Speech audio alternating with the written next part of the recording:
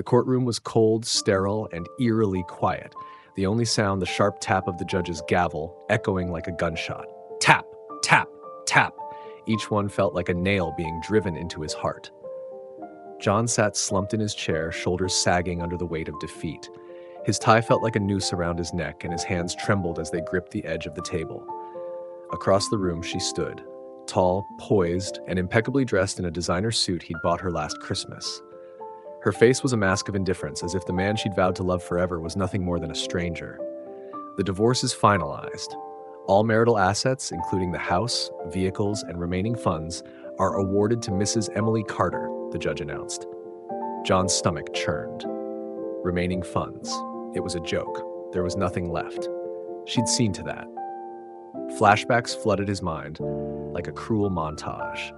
Emily's voice, sharp and demanding, ringing in his ears. John, I need a new handbag. This one's last season. John, let's go to Bali. I deserve a vacation. John, if you really loved me, you'd get me that diamond necklace. He'd given her everything, every dollar, every ounce of energy, every piece of his soul. And for what? To sit here, broken and penniless, while she walked away with the life they'd built together. The gavel struck one final time. Case dismissed. Emily didn't even glance his way as she strutted out of the courtroom, her heels clicking against the polished floor like a victory march. John watched her go, heart pounding in his chest. She didn't care. She never had. As the doors swung shut behind her, John was left alone in the silence, his thoughts screaming louder than any words could. How did it come to this? But deep down, he already knew the answer. He'd ignored the warnings, his mother's voice echoing in his mind. John, beauty fades. Character is forever. Too late now. Way too late. The rain poured outside, matching the storm raging inside John's chest. He sat in the dimly lit corner of the Rusty Anchor, a dive bar he'd never bothered to visit before. But tonight, it felt like the only place he belonged. The air smelled of stale beer and regret, the low hum of a jukebox playing some forgotten country song about lost love.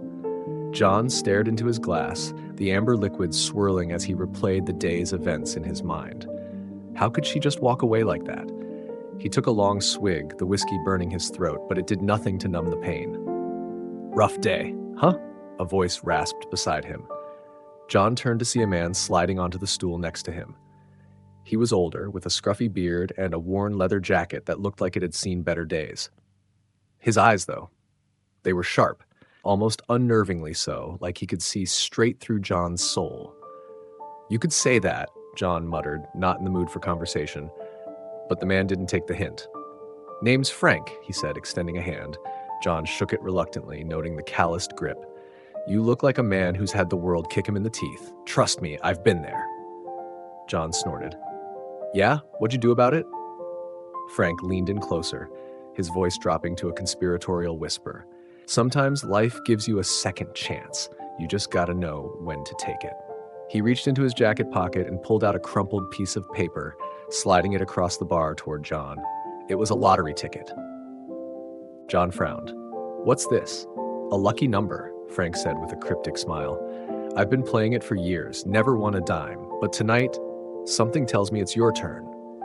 John laughed bitterly. I'm not exactly feeling lucky. Frank's gaze hardened. Luck's got nothing to do with it. Sometimes the universe sends you a sign. You just gotta be brave enough to follow it. He pushed the ticket closer. Play it. What have you got to lose? John stared at the numbers scrawled on the ticket. 7, 14, 20, 36, 42, 19. They meant nothing to him, but something about Frank's intensity made him hesitate. The man wasn't just handing him a lottery ticket, he was handing him a lifeline. Or maybe it was just the whiskey talking. Fine, John muttered, stuffing the ticket into his pocket. But don't expect me to split the winnings. Frank chuckled, a low, gravelly sound. Oh, I won't. Remember this moment when your life changes. With that, he stood, tossed a few bills on the bar, and walked out into the rain, leaving John alone with his thoughts, and a ticket that felt heavier than it should. The motel was the kind of place you went to when you had nowhere else to go. The flickering neon sign outside read Sunset Inn, though the sun had long since set, and the only thing illuminating the parking lot was the pale glow of a broken street lamp. John stood at the front desk, counting out the last of his cash, $47. It was all he had left after Emily had taken everything. The clerk, a bored-looking woman with chipped nail polish, handed him a key attached to a plastic fob shaped like a sun. "Room 12, she muttered, barely glancing up from her magazine. "Checkouts at 11. Room 12 smelled like mildew and regret. The carpet was stained, the wallpaper peeling, and the bed squeaked ominously when John sat down. He dropped his duffel bag, the only thing he'd managed to keep, onto the floor and stared at the cracked ceiling. How did it come to this? He'd had it all once: a beautiful wife, a thriving business, a future full of promise. Now, he was here, in this dump, with nothing but the clothes on his back and a lottery ticket he didn't even believe in. His mind drifted to his mother, her voice sharp and clear in his memory. "John, that girl is trouble. She's got eyes for your wallet, not your heart." He'd brushed her off, of course. Emily was stunning, the kind of woman who turned heads wherever she went. She had curves that could stop traffic, a smile that could melt ice, and a laugh that made him feel like the luckiest man alive. But his mother had seen through her. "Beauty fades, John. Character is forever." He should have listened. He pulled the lottery ticket from his pocket, staring at the numbers Frank had given him: 7, 14, 23, 36, 42, 19. What were the odds, really? 1 in a million? More? He'd never been a gambling man, but then again, he'd never been a divorced, homeless man either. He tossed the ticket onto the nightstand and lay back on the lumpy mattress, closing his eyes. Sleep didn't come. Instead, his mind raced with regrets and what-ifs. Hours passed. The room grew darker, the only light coming from the flickering TV he'd turned on for background noise. Some late-night talk show was playing, the host's voice a dull murmur. John wasn't paying attention until he heard the words, "lottery numbers." His eyes snapped open, and he sat up, his heart pounding. The announcer's voice was cheerful, almost too cheerful. "And here are tonight's winning numbers: 7, 14, 23, 36, 42, and 19. John froze. His breath caught in his throat. He grabbed the ticket off the nightstand, hands shaking as he compared the numbers. 7, 14, 23, 36, 42, 19. It was a perfect match. For a moment, he couldn't move, couldn't think, couldn't breathe. Then it hit him like a tidal wave. He'd won. He'd actually won. The jackpot, $120 million. John's legs gave out, and he sank to the floor, clutching the ticket like it was the only thing keeping him alive. Tears streamed down his face, a mix of disbelief, relief, and something else, something he hadn't felt in a long time. Hope. The universe had sent him a sign, just like Frank had said. And for the first time in years, felt like maybe, just maybe, his luck was about to change. John didn't sleep that night. How could he? The ticket sat on the nightstand, its numbers glowing in his mind like a beacon of hope. By sunrise, he was already on the phone with a lawyer, his voice steady and determined for the first time in months. He claimed the prize quietly, avoiding the media circus that usually followed such wins. No flashing cameras, no interviews, no fanfare, just a man and his second chance. With the money secured, John hired a financial advisor, a no-nonsense woman named Margaret, who had a reputation for turning fortunes into legacies. She helped him set up trusts, invest wisely, and plan for a future he hadn't dared to dream of. For the first time in years, John felt in control. He bought a modest house in a quiet neighborhood far from the glitz and glamour Emily had always craved. It wasn't extravagant, but it was his. And that was enough. Meanwhile, Emily was living her best life, or so she thought. She'd moved in with her new boyfriend, a flashy real estate developer named Marcus who drove a Ferrari and wore Rolexes like they were going out of style. He showered her with gifts, designer dresses, exotic vacations, and a diamond bracelet that sparkled like the stars.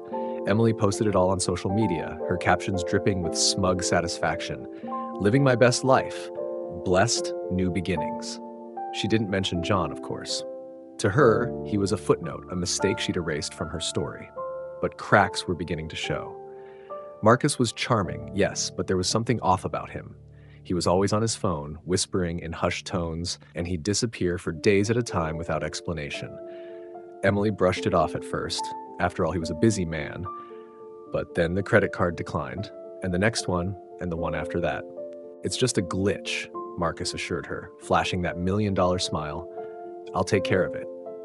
But the glitches kept happening. The Ferrari was repossessed. The Rolexes turned out to be fakes. And then one day, Marcus was gone, vanished without a trace, leaving Emily with nothing but a mountain of debt and a closet full of designer clothes she couldn't afford.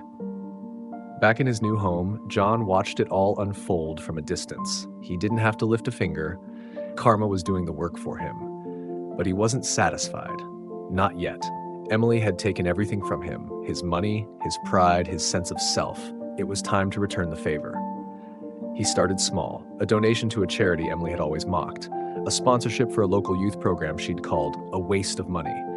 Each act was a quiet rebellion, a way of reclaiming the life she'd stolen from him.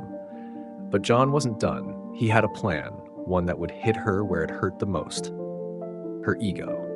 One evening, as Emily scrolled through her dwindling Instagram followers, she came across a post from a local news outlet. The headline made her blood run cold. Local man wins $120 million lottery jackpot. The photo showed John, looking happier and more confident than she'd ever seen him. The caption read, "John Carter, a recent divorcee, plans to use his winnings to give back to the community." Emily's hands trembled as she read the comments. What a king! So inspiring. Karma's a beautiful thing. She felt sick. How could this be happening? John was supposed to be broken, defeated, a shadow of the man she'd left behind. But here he was, thriving, while she was drowning.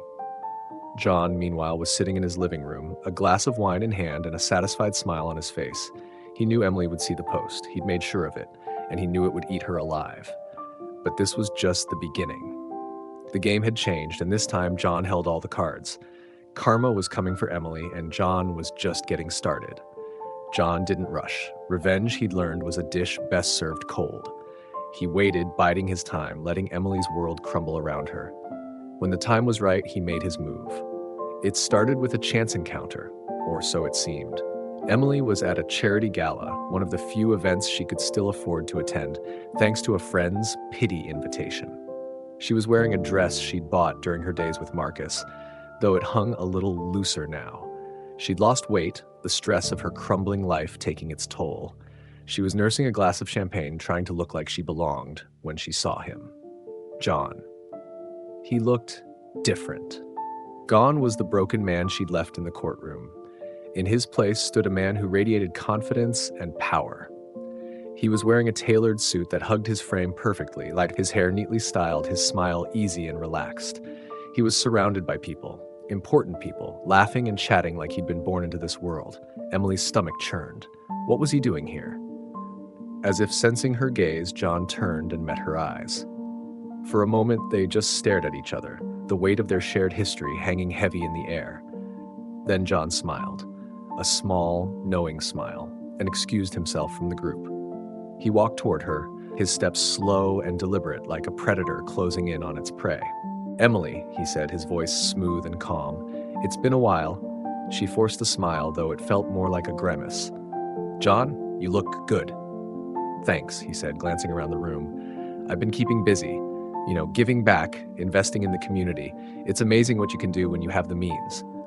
Emily's smile faltered.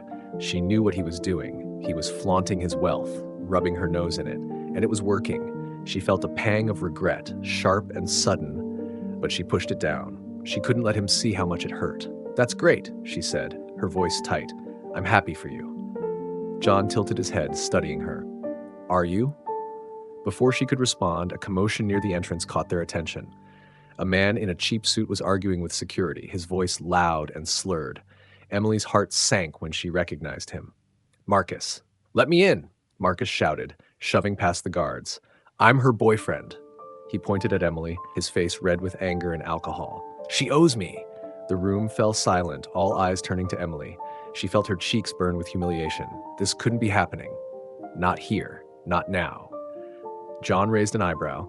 "Friend of yours?" Emily opened her mouth to respond, but Marcus beat her to it.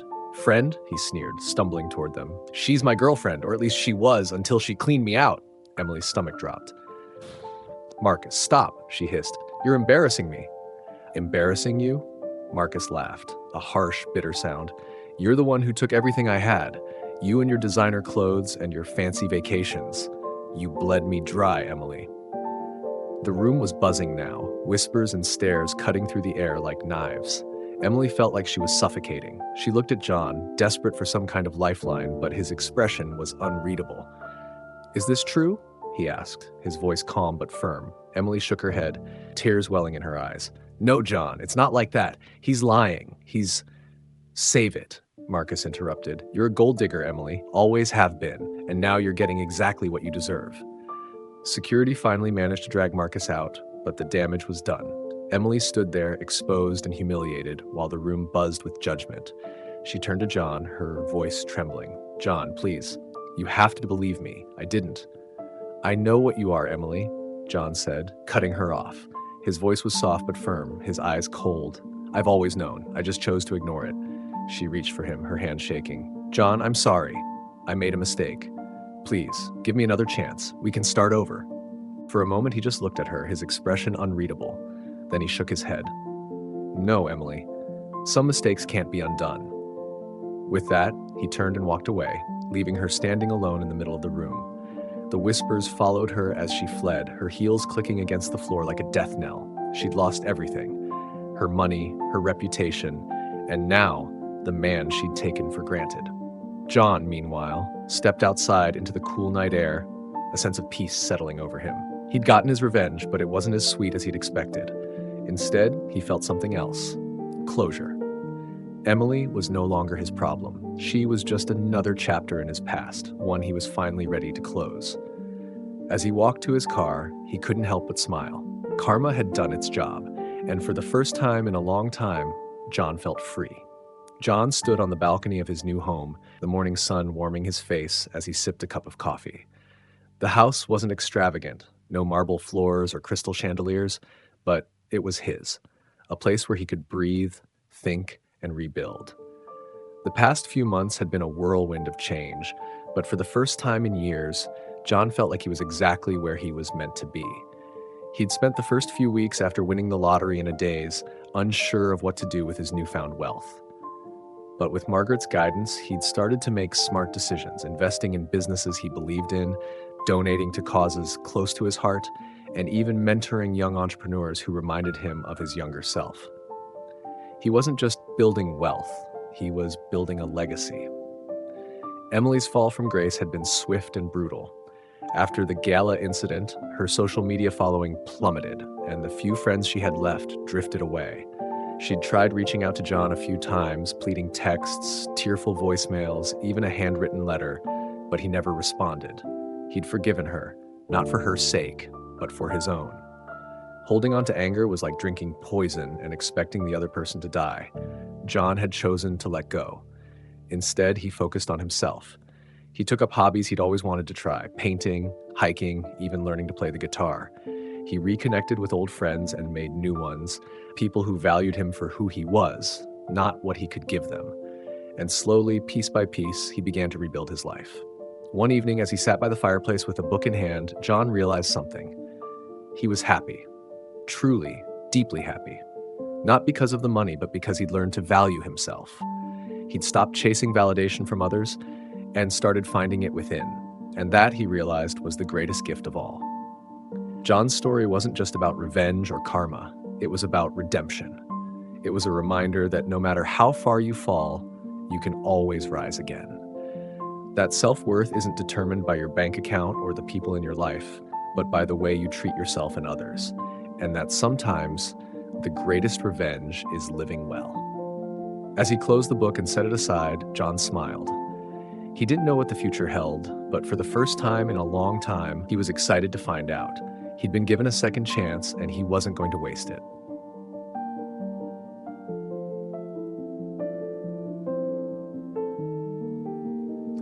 What would you do if you were in John's shoes? Would you have taken Emily back, or would you have walked away like he did? Let me know in the comments below. And if you enjoyed this story of karma, redemption, and second chances, don't forget to like, share, and subscribe for more gripping tales like this one. Your support means the world to me. Until next time, remember, your worth isn't defined by what you have, but by who you are.